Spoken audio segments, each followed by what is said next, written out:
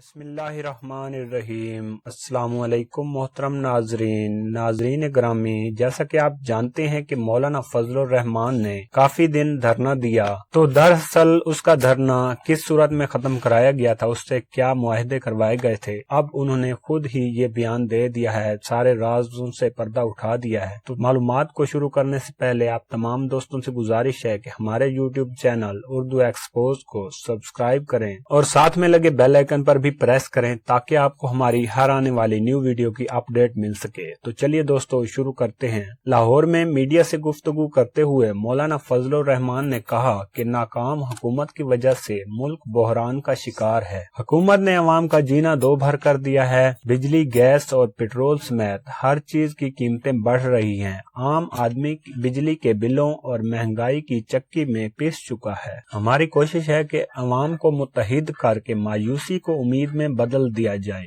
انہوں نے کہا کہ بڑی سیاسی جماعتوں کی پالیسیوں سے اپوزیشن تقسیم ہوئی، اپوزیشن تقسیم ہو تو حکومت فائدہ اٹھاتی ہے۔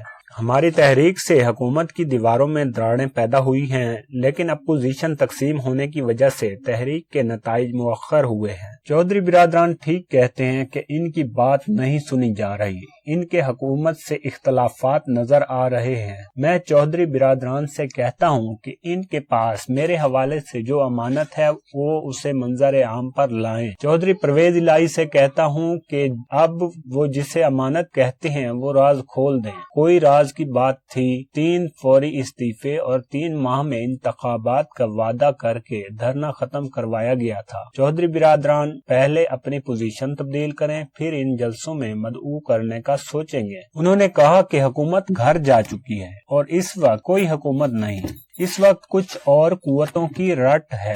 ہماری تحقیق کا نتیجہ